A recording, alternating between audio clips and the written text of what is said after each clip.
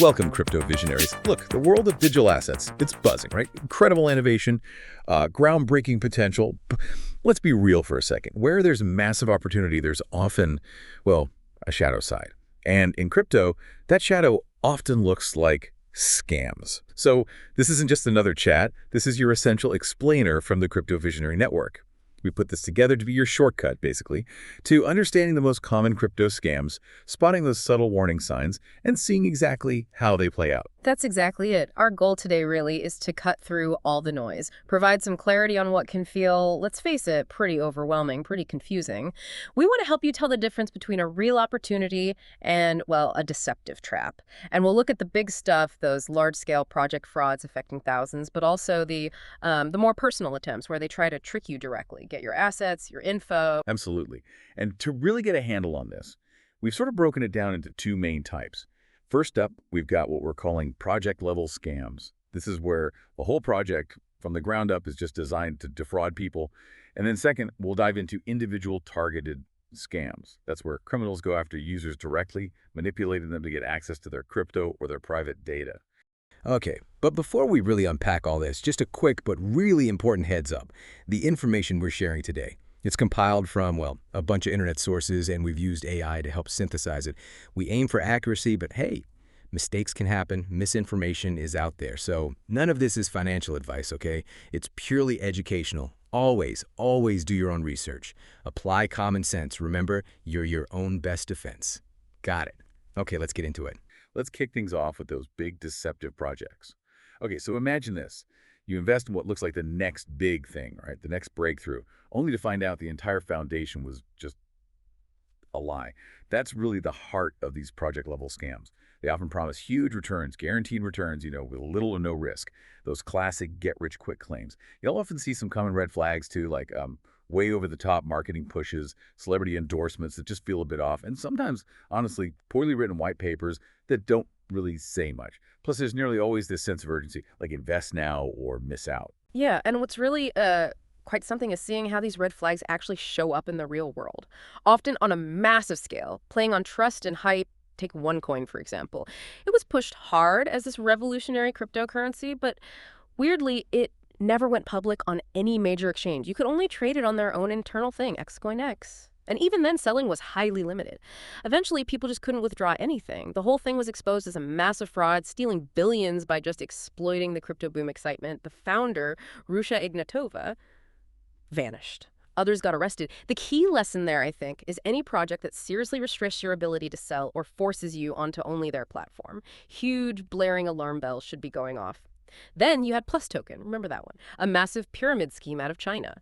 The organizers basically stole billions from members. They presented this platform, but it had no actual operations or functions. It was all smoke and mirrors, the stolen crypto, used for, lavish spending, fancy cars, properties.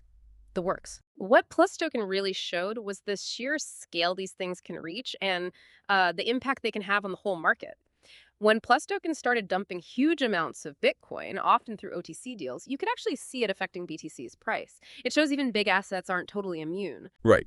And talking about large-scale fraud, you absolutely have to bring up the FTX collapse. I mean, just a couple of years back, FTX was huge, right? Third largest exchange.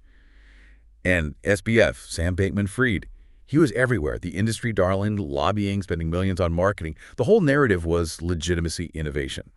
But the reality, totally different. It came out that Alameda Research, their sister company, was basically using FTX's own token, FTT, to cover like 70% of its debts. This wasn't just a bad business decision. It showed how even these big, seemingly solid platforms could have these hidden dangers, blurring the lines between customer funds and their own trading. Yeah, the opacity was the killer there. Exactly. So even if a platform looks established, you don't always know what's happening behind the scenes. And another one, which really, I think, raised a lot of awareness, maybe in a more visceral way, was the Squid Game rug pull back in 2021. It just jumped on the hype of that Netflix show, promising a play-to-earn game, with huge rewards if you held their Squid token. But the key red flag, often hidden by all the excitement, was that the Squid tokens were coded so you couldn't be sold on normal exchanges. So they trapped you. Precisely. You were trapped. To sell, you supposedly needed to buy another token, Marbles, which was basically impossible. The scammers just pushed the media hype, paid off influencers, KOLs, key opinion leaders, and just shouted down anyone who raised concerns, called it FUD. The token price went nuts, from pennies to over $2,500. Then boom. Wow. At $2,860, the scammers just cashed out, pulled everything, took over $4 million. Squid dropped to less than $1 instantly, and they just vanished online, wiped everything. That's incredible. And the really grim part, since 2021, these scams have just exploded. Some estimates say we hit a peak of like $51 billion lost by 2024. $51 billion. That's staggering. And it really shows how common these rug pulls are now. Apparently the most frequent crime in crypto defrauded maybe 2 million investors. Yeah. And the pattern's usually the same. Create a token, hype it up, get people to invest. Then the founders just dump their holdings, pull all the liquidity. Boom, token's worthless. But it's not always just abandoning the project, is it? Sometimes it's more technical. Exactly right. The real danger often lies in the code itself, these cleverly hidden traps in the smart contract. You've got things like honeypots. That's where the contract is written, so only buying is allowed for regular folks. Selling? Nope. Your funds are stuck. Or hidden mints. The developer keeps the power to just create unlimited new tokens wherever they want. Your holdings, instantly diluted, worthless. Devious. Then there are hidden fee modifiers. The dev can suddenly jack up the selling fees, maybe even to 100%, making it impossible to get out without losing everything. And maybe the scariest, hidden transfers. The contract lets the developers just move tokens right out of your wallet into theirs. No way. Yeah. The really insidious part is they use the blockchain's transparency against you. The trick is baked into the code, often invisible unless you really know how to read smart contracts. So if you're looking at a new project, what are the big warning signs? The red flags that scream, stay away. Right, you gotta put your detective hat on. First, look at the white paper. Is it poorly written? Full of errors? Yep. Vague? Yeah. Legitimate projects put real effort into clear, detailed documents. A bad white paper is a huge red flag. Second, beware of crazy marketing pushes, especially those get-rich-quick claims promising guaranteed returns with no effort. That's just not how investing works. No guarantees. Never. Third, be suspicious if a project is only promoted through paid ads or influencers who clearly have no real connection besides a paycheck. Real businesses talk about their tech, their team, their service. They don't just yell, buy our token. If there's tons of hype, lots of pressure to buy right now, slow down, be cautious. That makes sense for projects. Now, let's shift gears a bit. Let's talk about those scams that come right at you, the individual user. These are often about getting your private keys, your security codes, or just tricking you into sending crypto somewhere compromised. It feels much more personal, often plays on emotions. Yeah, and a really prominent example of this, unfortunately, is the pig butchering scam, sometimes called a romance scam. Here's the pattern. The scammer pretends to be a potential friend, or more often, a romantic partner. They find victims on social media, dating apps. They spend weeks, maybe even months, building trust. Real emotional connection. Well, that's patient. It is. Then, once the trust is solid, they start talking about crypto investing. They convince you to invest, guiding you to these platforms, websites, apps that look totally legitimate, slick, professional, but they're fake. Any money you send goes straight to the scammer. The platform is just a show. We've heard some really harrowing stories. Someone called Jules, she started small, saw what looked like real returns, built trust, invested more. But when she tried to pull out a larger amount, suddenly nothing. Platform gone, contact gone. It was all fake. Devastating. In Brian's story, similar start, LinkedIn connection, moved to Telegram, invested a lot, then gets told his account is locked for supposed money laundering. To unlock it, he needs to pay a huge commission or fee on funds that weren't even real. Oh, man. The psychological manipulation is just intense. They prey on that emotional investment, makes it so hard to spot the red flags until it's way too late. That's truly chilling. And you mentioned infrastructure behind this. So it's not just random individuals. It's more organized. Well, yes, that's the really concerning part. There's definitely an organized element. The FBI even put out a flash warning about a company called Funnel Technology, Inc., based in the Philippines. This company apparently provides the back end, the computer infrastructure, for thousands of these fake crypto investment websites, including the pig butchering ones. How does that work? They buy up legitimate IP addresses and hosting from U.S. providers, then resell that infrastructure to the cyber criminals running the scams. They use things like complex CNAME relationships and bulk domain IP migration, basically techniques to quickly move these fake sites around, making them super hard to track and shut down. It's absolutely an industrialized effort. Wow. A whole industry built on fraud.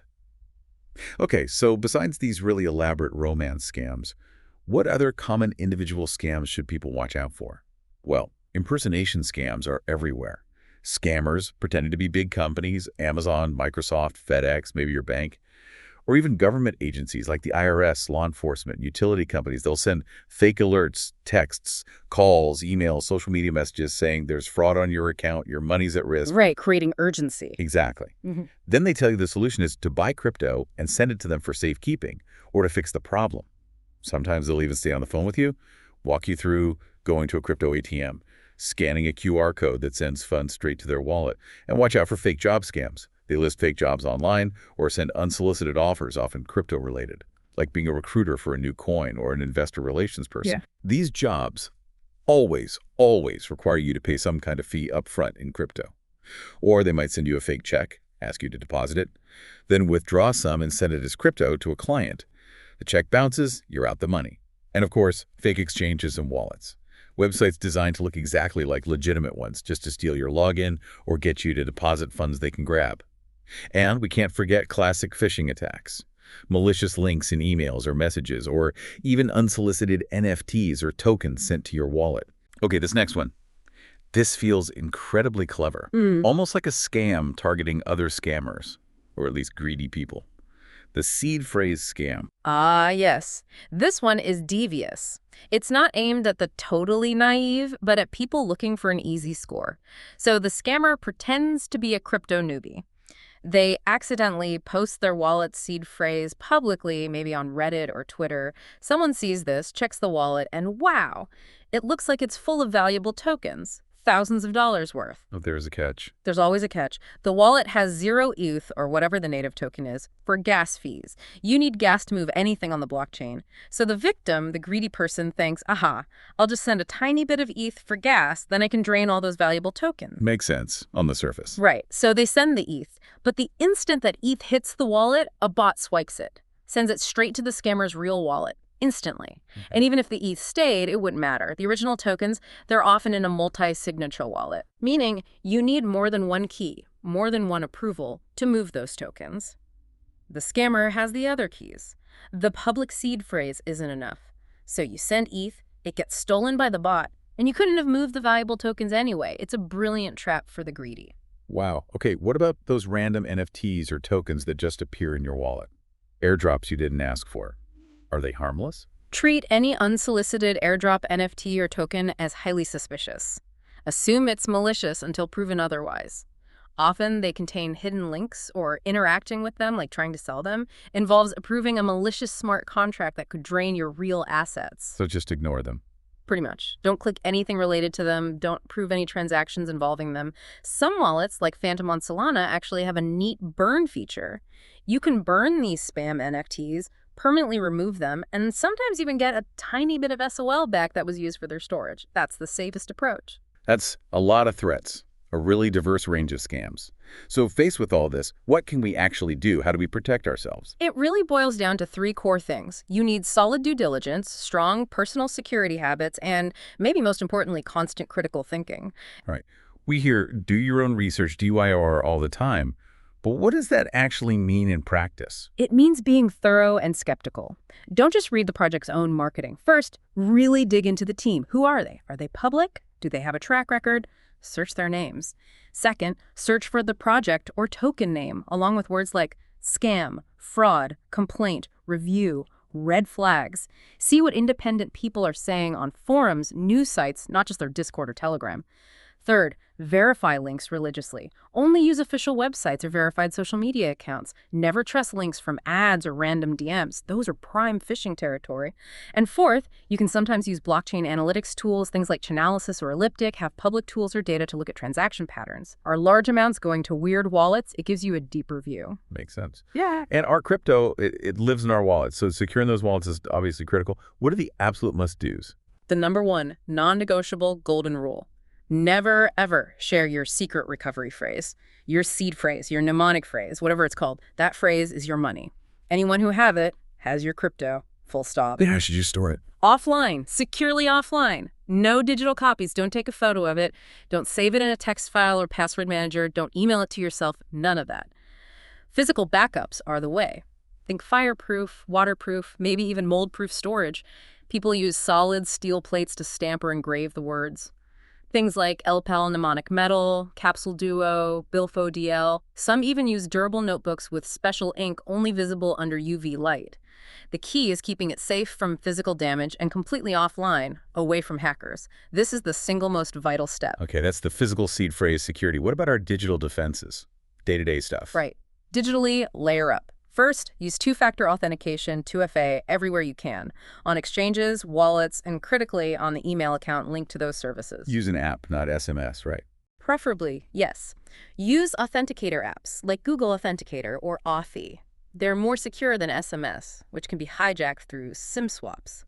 Second, unique, strong passwords for everything. Use a password manager to generate and store them. No reusing passwords. Third, keep your software updated. Your wallet apps, your phone or computer's operating system, your antivirus. Updates patch security holes. Fourth, consider things like DNS filtering to block malicious websites automatically. Good email protection helps filter phishing too. And wallets themselves are getting smarter. Look for features like transaction previews. Phantom has this, where it shows you exactly what a transaction will do before you approve it, like a little firewall. Super helpful against tricky smart contracts. So it sounds like it's about building layers and just staying constantly vigilant. Absolutely. Vigilance is key. Be super careful on public Wi-Fi, maybe avoid sensitive transactions there, stick to well-known, reputable exchanges and wallets with good security track records. And just remember that old saying, if it looks too good to be true, it almost certainly is, especially in crypto where hype is everywhere. And, the threats will keep changing. We'll see more AI-powered scams, more complex cross-chain stuff. So learning has to be continuous. Security isn't a one-time setup. Wow. Okay, that was a really essential rundown of common crypto scams. We covered a lot. From those huge project frauds like OneCoin and rug pulls to those really sneaky individual attacks like that seed phrase gas fee trick. It's clear that knowledge really is your best defense here. It truly is. Digital assets offer amazing potential, but yeah, vigilance is non-negotiable. Understanding the red flags, recognizing the tactics, and just consistently using good security habits, that's how you protect yourself. Always question things. Always verify. Don't let urgency or promises of easy money cloud your judgment. Use your common sense. And the security landscape keeps shifting. New tech means new scams eventually. It's an ongoing challenge.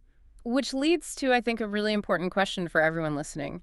As the tech gets better, as we get smarter individually, how do we build a stronger community defense? How can we all share knowledge faster, flag new scams, protect each other better from these sophisticated, often emotionally draining attacks? So maybe think about that. What steps will you take starting now to level up your own security and maybe help spread that awareness to others in your network? Thank you for tuning into this Essential Explainer from the Crypto Visionary Network. Please do share this information. Help keep others safe too.